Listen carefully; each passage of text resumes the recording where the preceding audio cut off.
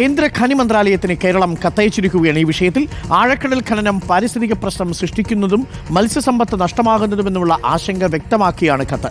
R Roshipal ചേരുന്നുണ്ട് കൂടുതൽ വിവരങ്ങളുമായി. ആർ റോഷിപാൽ, എന്തായാലും കേരളത്തിൽ പ്രതിപക്ഷത്തിനും ഭരണപക്ഷത്തിനും ഒരേ സ്വരമാണ്.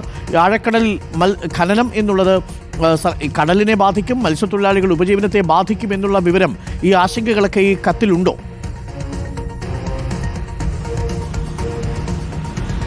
ഡോക്ടർ അരുൺകുമാർ, സംസ്ഥാനത്ത് മത്സ്യത്തൊഴിലാളികൾ ഇപ്പോൾ ഉയർത്തിയിരിക്കുന്ന ആശങ്ക പ്രകടിപ്പിച്ചുകൊണ്ട് തന്നെയാണ് മത്സ്യബന്ധന വകുപ്പ് പ്രിൻസിപ്പൽ സെക്രട്ടറി കേന്ദ്ര ഖനി മന്ത്രാലയത്തിന് കത്തയച്ചിരിക്കുന്നത്. അതിൽ കൃത്യമായി പറയുന്നുണ്ട് ഈ ഖനനം അത് ഉപേക്ഷിക്കണമെന്ന്. കാരണം കേരളത്തിൻ്റെ പ്രധാനപ്പെട്ട വരുമാന മാർഗങ്ങളിലൊന്ന്, തീരമേഖലയുടെ വരുമാന മാർഗങ്ങളിലൊന്ന് മത്സ്യബന്ധനമാണ്. ആ മത്സ്യബന്ധനം പൂർണ്ണമായും ഇല്ലാതാകുന്ന തരത്തിലേക്കായിരിക്കും ഖനനം പോവുക. ആദ്യഘട്ടത്തിൽ അത് കൊല്ലത്ത് മാത്രമാണെങ്കിലും പിന്നീട് അത് തൃശ്ശൂരും മലപ്പുറത്തും ഉൾപ്പെടെ കേരളത്തിൻ്റെ മുഴുവൻ തീരമേഖലയിലേക്കും ആഴക്കടലിലേക്കും ഈ ഖനനം നീങ്ങും എന്ന പ്രധാനപ്പെട്ട ഒരു തീരുമാനം അത് ഖനന മന്ത്രാലയം എടുത്തിട്ടുണ്ട്. അതുകൊണ്ട് തന്നെ ഖനി മന്ത്രാലയത്തിൻ്റെ ഈ തീരുമാനം തിരുത്തണമെന്ന ആവശ്യമാണ് പ്രധാനമായും സംസ്ഥാനം ഉയർത്തുന്നത്. അത് പാരിസ്ഥിതിക പ്രശ്നമുണ്ടാക്കും. ഖനനം മത്സ്യസമ്പത്ത് പൂർണ്ണമായും ഇല്ലാതാകും. പ്രത്യേകിച്ച് മത്സ്യബന്ധനത്തിന് ഏറ്റവും കൂടുതൽ മത്സ്യം ലഭിക്കുന്ന മേഖലയാണ് ഈ 22 കിലോമീറ്റർ ചുറ്റളവ് കേരളവുമായുള്ള കേരളത്തിൻ്റെ തീരമാണത്.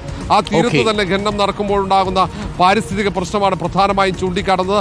അത് കേരളത്തിൻ്റെ വരുമാനത്തെ ബാധിക്കും. മത്സ്യത്തൊഴിലാളികൾ പട്ടിണിയിലേക്ക് തള്ളിവിടുന്ന ഒരു തീരുമാനമാണ്. അതുകൊണ്ട് അടിയന്തരമായി തീരുമാനം തിരുത്തണം, ഉപേക്ഷിക്കണം എന്ന ആവശ്യമാണ് കത്തിൽ ഉയർത്തിയിരിക്കുന്നത്. താങ്ക് യു റോഷിപാലാണ് നമുക്കൊപ്പം ചേർന്നത്.